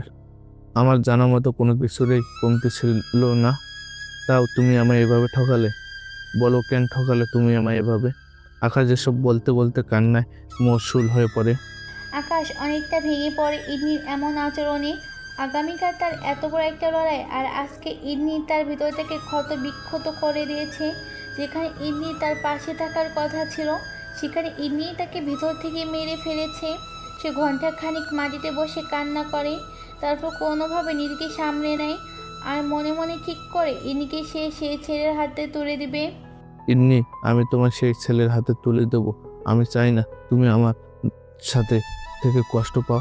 আমি জানি তুমি আমায় অনেক বেশি ঘৃণা করো, কিন্তু ঘৃণার পরিমাণটা যে আমার চিন্তা ভাবনার চাইতে 1000 গুণ বেশি তা আমি কোনোদিনও কল্পনাও করতে পারিনি। তাই তোমায় আমি আমার কাছে না রেখে দূরে ঠেলে দেব। যাও, তুমি উড়ে যাও তোমার খোলা আকাশে। তোমার বন্দি খাঁচায় রেখে কেউ ভালোবাসবে না, তোমার আর বন্দি খাঁচায় আটকে রেখে কেউ ভালোবাসার দাবি করবে না। মুক্ত করে দেব তোমায় আমি। আজ রাতেই আমি রকি ভাইকে জানিয়ে দেব তোমার কথা। আমি যদি আগামীকাল লড়াইতে গিয়ে নিজের প্রাণ হারাই, তাহলে তিনি যেন তোমার সেই ছেলের সাথে মিলিয়ে দেয়। আকাশ চোখ মুখ মুছে নিয়ে সোজা বাসায় প্রবেশ করে, তারপর নিজের রুমে প্রবেশ করে। আকাশে বাসায় এসে সে দেখতে পেয়ে ইডনি দিয়া রুম থেকে নিজের রুমে চলে আসে, কিন্তু সে আকাশের সাথে কোনো কথা বলে না, চুপচাপ বিছানায় শুয়ে পড়ে। এদিকে আকাশও তাকে কিচ্ছু বলে না। সে পকেট থেকে ফোন বের করে বালিশের পাশে রাখে, আর কোমর থেকে মেশিনটা বের করে তার মাথার কাছে তোষকের নিচে রাখে, যেটা সে প্রতিদিনই করে। পরে ওয়াশরুমে চলে যায় ফ্রেশ হতে। কিছুক্ষণ পর ফ্রেশ হয়ে ফিরে আসে, পরে এসে সেও চুপচাপ শুয়ে পড়ে কোনো কথাবার্তা ছাড়াই। তারপর বালিশের পাশ থেকে ফোনটা হাতে নিয়ে ইডনির কথা লিখে রকিকে একটা টেক্সট পাঠায়। তারপর ফোনটা আবার বালিশের পাশে রেখে চুপচাপ চোখ মুখ বুজে শুয়ে থাকে। কিন্তু তার চোখে ঘুম নেই, আর সারা রাত তো হয়তো তার ঘুম হবে না। অন্যদিকে ইডনি ঘুমের রাজ্যে হারিয়ে গেছে। এভাবেই সকাল হয়ে যায়। ভোরবেলা এসে আকাশের চোখ লাগে, কিন্তু তার চোখের পাতা বেশিক্ষণ সে একত্রে রাখতে পারে না। নানান চিন্তায় তার ঘুম ভেঙে যায়। সে ঘুম থেকে উঠে দেখে ইডনি বিছানায় নাই, কিন্তু সে তার মাথার সামনে দাঁড়িয়ে আছে। আকাশ ঘুম থেকে জেগেছে দেখতে পেয়ে ইডনি রুম ছেড়ে নিচে চলে যায়। আকাশ বেশ অবাক হয় ইডনির আচরণে, কিন্তু সে কোনো ধরনের রিয়াক্ট করে না, ওয়াশরুমে চলে যায়। পরে ফ্রেশ হয়ে এসে আপন মনে তোষকের নিচ থেকে মেশিনটা কোমরে গুজে নিয়ে লড়াই করার জন্য প্রিপারেশন নেয়। তারপর নিচে চলে আসে। নিচে এসে দেখে ইডনি আর দিয়া বসে বসে গল্প করছে। কিরে দিয়া, স্কুলে যাবে না? না ভাইয়া, আজকে স্কুলে যাব না। কিন্তু কেন? ভাবির নাকি আজ কেন জানি স্কুলে যেতে ইচ্ছে করছে না, আর আমারও শরীরটা একটু খারাপ লাগছে। ঠিক আছে, আজ যেতে হবে না স্কুলে। তারপর আকাশ আর কাউকে কিচ্ছু না বলে চুপচাপ ঘর থেকে বেরিয়ে যায়। অন্যদিকে ইডনি আকাশে বেরিয়ে যাওয়ার দিকে অদ্ভুতভাবে তাকিয়ে আছে। এদিকে আকাশ তার ছেলেপেলের কাছে আসে। পরে সবাই অস্ত্রশস্ত্র নিয়ে চৌধুরীনগর রওনা হয় আলফাকে মারার জন্য। চৌধুরীনগরে সে বিল্ডিংয়ের সামনে গিয়ে আকাশে প্রাণ মোতাবেক সবাই নিজের পজিশন মতন দাঁড়িয়ে যায়, আর পুরো বিল্ডিংটাকে ঘিরে ফেলে। আর আকাশের পাশে ফরিদ আর তার স্পেশাল টিম দাঁড়িয়ে আছে। বিল্ডিংয়ের ভেতর থেকে একটা মেয়ে তার দরবার নিয়ে বের হয়, আর আকাশের দিকে ভয়ানক দৃষ্টিতে তাকিয়ে থাকে। আকাশও মেয়েটাকে দেখতে পেয়ে চমকে যায়, কারণ তাকে দেখে কোনোভাবে আকাশে মানুষ মনে হচ্ছে না, তাকে দেখে রক্তচোষা খচ্চর মনে হচ্ছে। চেহারার ধাঁচ ধরনও পিশাচের মতন। মানুষের কোনো আলামত তার চেহারায় নেই, যদিও সে মানুষ, কিন্তু মানুষের মতন একদমই রাখছে না তাকে। আকাশ চুপচাপ তাদের দিকে তাকিয়ে আছে, আর সেই মেয়েটা তার দরবার নিয়ে আকাশের দিকে এগিয়ে আসতে শুরু করে তাকে এবং তার টিমকে মারার জন্য। কিন্তু আকাশে স্পেশাল টিম তাদের মেরে ফেলে। দুই পক্ষের লড়াইয়ে আকাশে স্পেশাল টিমে 2 জন গুরুতরভাবে আহত হয়। তখনই বিল্ডিংয়ের উপর থেকে কেউ একজন আকাশকে ডাক দেয়। তুই এসে গেছিস? তাহলে রেডি হো মারার জন্য, আমি নিচে আসছি। আকাশ রোগটাকে দেখে চিনতে বাকি নেই সে কে, কারণ রকের পাঠানো ছবি দেখে সে আগেই মানুষটার সম্পর্কে জেনে গেছে। রোগটা হলো আলফা। আলফা একাই নিচে নেমে আসে, তারপর সে আকাশকে বলে, বাহ, তোর তো দেখি কলিজা আছে। তুই আমাকেই মারার জন্য চলে এসেছিস, আর তাছাড়া আমার লোকেদেরও ঘায়েল করেছিস। কলিজা আছে দেখেই তোকে টপকাতে এসেছি, না হয় চুপচাপ হাত পা গুটিয়ে বসে থাকতাম। আর তোর লোকজন কেন তোকেই তো টপকে দিবে একটু পর। আকাশের কথা শুনে আলফা অট্ট হাসি দিয়ে তাকে বলে, এই কয়েকজনকে মেরেই তোর এত বাহাদুরি? আকাশ আলফার কথা শুনে কিছুটা ঘাবড়ে যায়, কারণ সে ভেবেছে সে আলফা টিমে সবচাইতে শক্তিশালী লোকগুলোকে মেরে ফেলেছে, কিন্তু তার ধারণা ভুল। কিরে, আমার কথা শুনেই ঘাবড়ে গেছিস? আলফা, ঘাবড়ায় আর যাই করি, তবে একটা কথা জেনে রাখ, তুই তোর মৃত্যু ভয় আছে, কিন্তু আমাদের নেই। তোকে না মারা পর্যন্ত বা নিজেরা না মারা পর্যন্ত এখান থেকে কেউ যাচ্ছে না। কেউ বলতে ঠিক বুঝলাম না। তোর এই কজন লোক ছাড়া এখানে আর কে আছে? একটু ভালো করে চোখ পাকিয়ে দেখ। আকাশের কথা শুনে আলফা আবার একটা অট্ট হাসি দেয়। আমার দেখার প্রয়োজন নেই। তোর লোকজন কোথায় তুই নিজেই ভালো করে দেখ। আকাশ আলফার কথা মতন আশেপাশে নজর ঘোরাতে দেখতে পায় সে যাদেরকে চতুর্পাশে সেট করেছিল তাদের সবার গলায় আলফা লোকজন গুড়ি থেকে ধরে রেখেছে।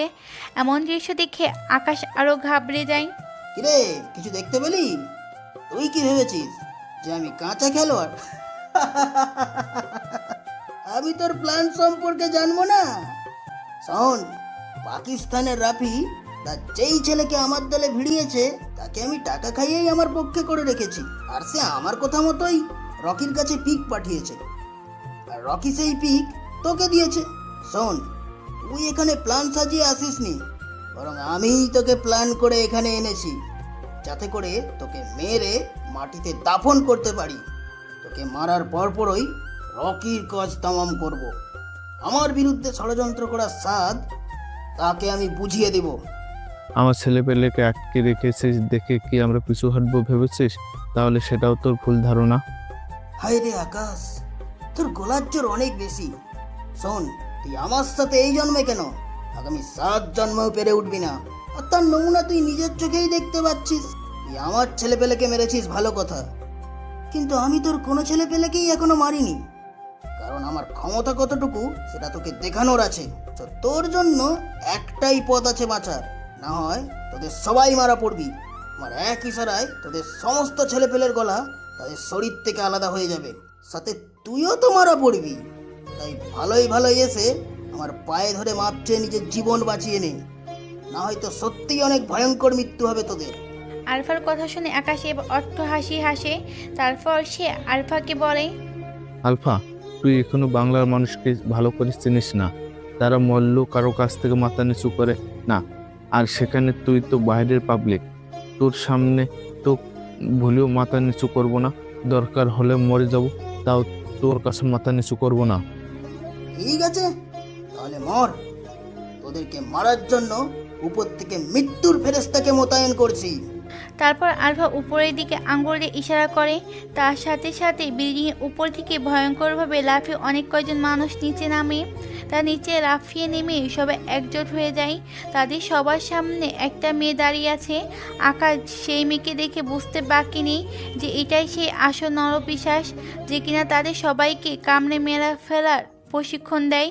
তখনই আলফা নিজের গলার নিচে নিজের হাত দিয়ে কেটে ফেলার ভঙ্গিমা করে, যাতে করে তার লোকেরা বুঝে যায় যে সামনের রোগগুলোকে খতম করতে হবে। তাই তার মুহূর্তের মাঝে আকাশের লোকের উপর ঝাঁপিয়ে পড়ে, যার ফলে আকাশে স্পেশাল টিমের অনেকে আহত হয়। কিন্তু আলফা দলের অনেক কয়েকজনকে আকাশের ছেড়ে পেরে একদম মেরে ফেলে।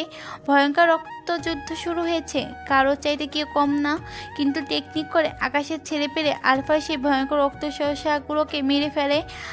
কিরে, আর কেউ বাকি নেই? থাকলে তাদেরকেও পাঠা। সে তোর চিন্তা করতে হবে না, তুই তোর মানুষদের পাঠা। আলফা আবার ইশারা করে উপরের দিকে। তখন আরও একদল লাফিয়ে নিচে নেমে আসে। এদিকে আকাশের টিমের লোকজন আছে মাত্র 6-7 জন। তাই আকাশ নিজেও মাঠে নামার প্ল্যান করে। তাই সে কোমরের হাতে মেশিন বের করে, কিন্তু সে দেখতে পায় কোমরে খাড়ি, তার মেশিনের কভারই আসছে, কিন্তু তার মধ্যে মেশিন নাই।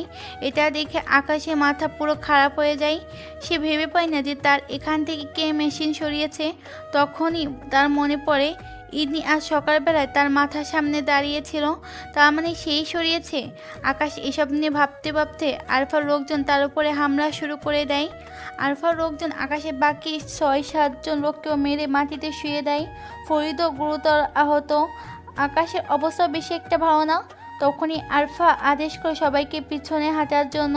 তার আদেশ মোতাবেক সবাই পিছনে চলে আসে, আর তখনই আলফা আকাশের পায়ের মধ্যে গুলি করে, যার ফলে সাথে সাথে আকাশের কিরে বীর বাহাদুর, কেমন লাগলো এখন তোর?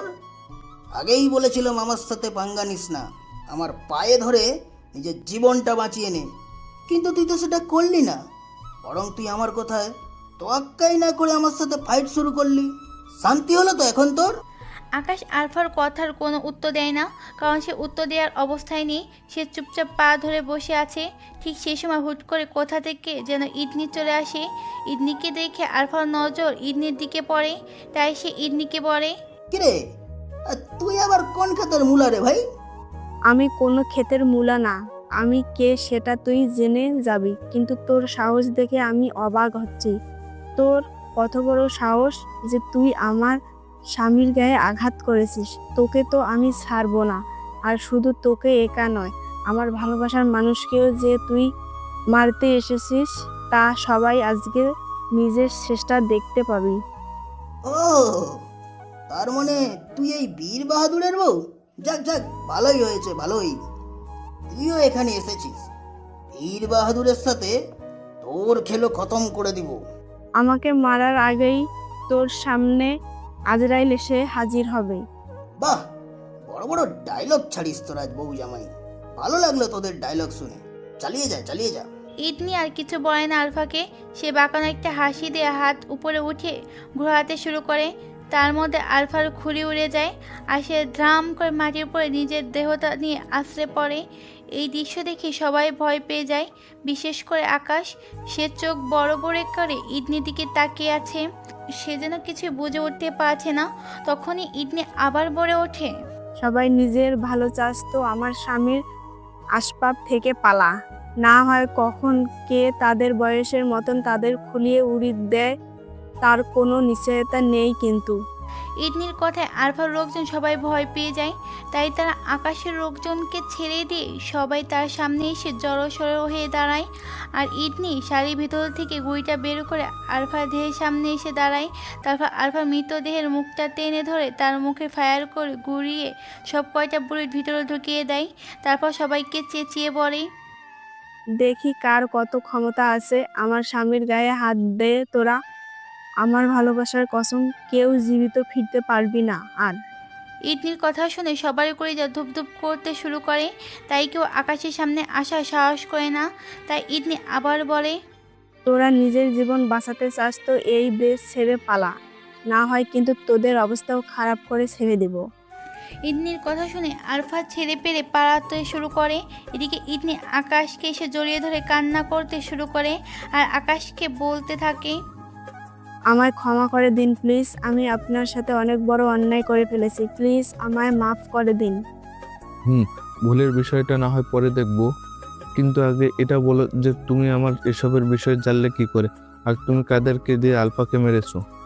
আপনি গত পরশু রাতে যখন রকি না কার সাথে যেন কথা বলেছিলেন, তখন আমি আপনার সমস্ত কিছুই শুনেছি। আর তখনই বুঝতে পেরেছি যে আপনি আমার কথাটা ভালোবাসেন। তাই সেদিন আপনার সাথে সাথে আমিও প্ল্যান সাজাই আপনার শত্রুকে মারার জন্য, কারণ সে আমার প্রিয় মানুষকে মারতে দেশে এসেছে। তাই আজ সকালে আপনার তোষকের নিচ থেকে পিস্তলটা সরিয়ে ফেলি আমি, কারণ তাকে আমি মারবো বলেই ঠিক করে নিয়েছিলাম। তবে তার সম্পর্কে কিছুই জানতাম না আমি। তাই আজকে স্কুলে না গিয়ে আপনার পিছু নিয়েছি। পরে আপনার পিছু নিতে নিতে এখানে এসে পৌঁছেছি। আর আমার সাথে সাথে আমার সাহায্যকারীরাও এসেছে, যে কিনা আপনার শত্রুর মাথায় গুলি করেছে। সে কি করে আর কোথায় পেয়েছো তাকে তুমি? ওই যে দেখেন, টাওয়ারের উপরে গুলি নিয়ে বসে আছে। আর সে হলো আমার গ্রামের একজন সন্ত্রাস। তবে সে আমায় অনেক ভালোবাসে। তাই সে আমার কথায় আপনাকে বাঁচাতে এসেছে, কারণ আমার জন্য সে সব কিছুই করতে পারে। আমার যখন আপনার সাথে বিয়ে হয় তখন সে আমার কাছে এসেছিল, কিন্তু আমি তাকে ভালোবাসি না বিধায় না করেছিলাম আর বলেছিলাম কোনো হামাজ্ঞা না করতে। তাই সে তখন কোনো হামাজ্ঞা করেনি। সে সেদিনও আমার কথা শুনেছে, আজও সে আমার কথাই এখানে এসেছে।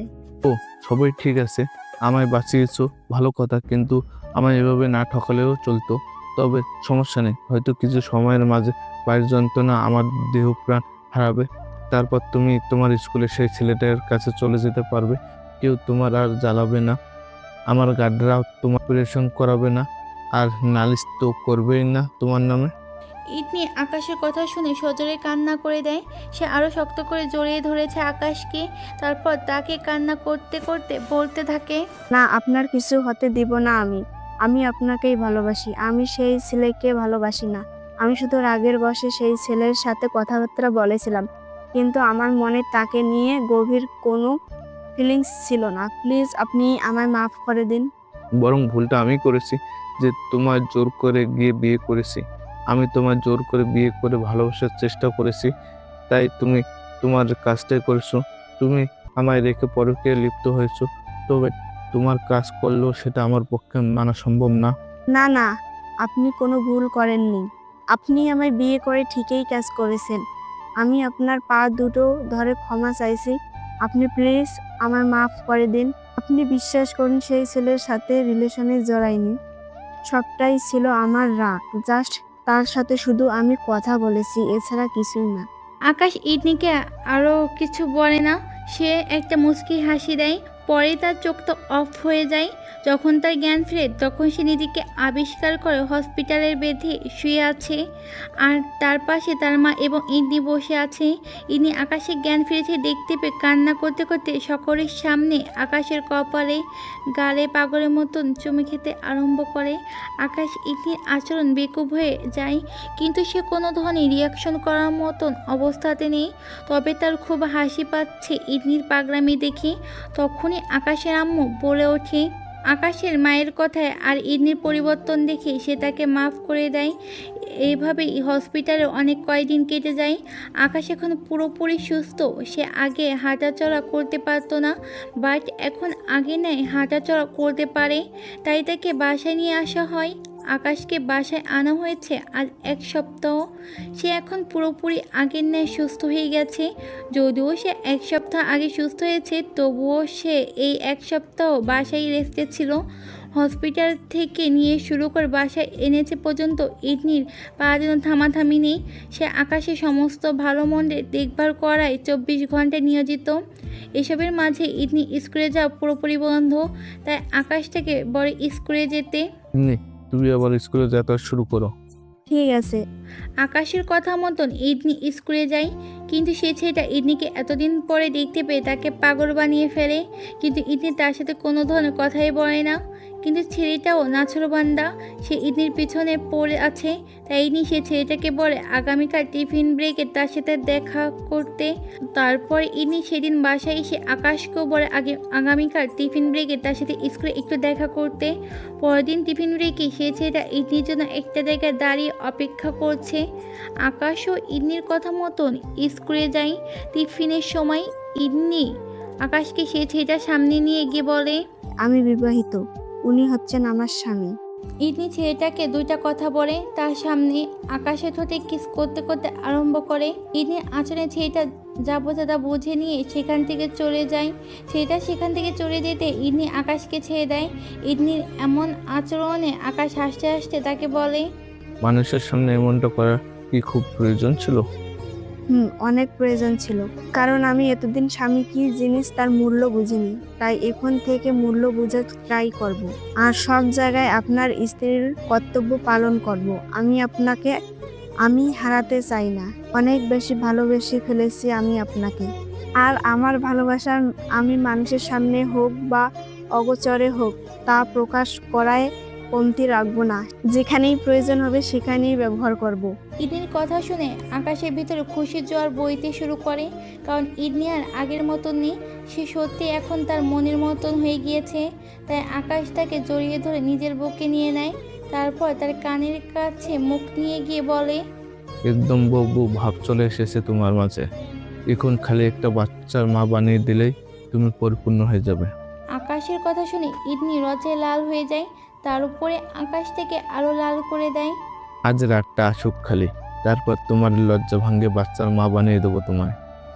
ইদনি লজ্জার কারণে চোখ মুখে কোনো কিছু দেখতে পাচ্ছে না, তাই সে আকাশের শার্ট খামচে ধরে তার বুকে মুখ লুকায়। তারপর আকাশকে বলে, প্লিজ এখন আর লজ্জা দিয়েন না, রাতেরটা রাত যাবে। আকাশ তাকে আর কিছু না বলে নিজেও 2 হাত দিয়ে ইদনিকে জড়িয়ে ধরে। তখনই দিয়া সেখানে চলে আসে। দিয়া এসে আকাশ আর ইদনিকে রোমান্টিক অবস্থায় দেখতে পেয়ে বলে, আকাশ আর ইদনি দিয়ার কথা শুনে ব্যাপক লজ্জায় পায়। তাই তাড়াতাড়ি দুজনকে ছেড়ে দিয়ে দুই দিকে চলে যায়। ইদনি ক্লাসে চলে যায় আর আকাশ গাড়ি নিয়ে অন্য কোথাও।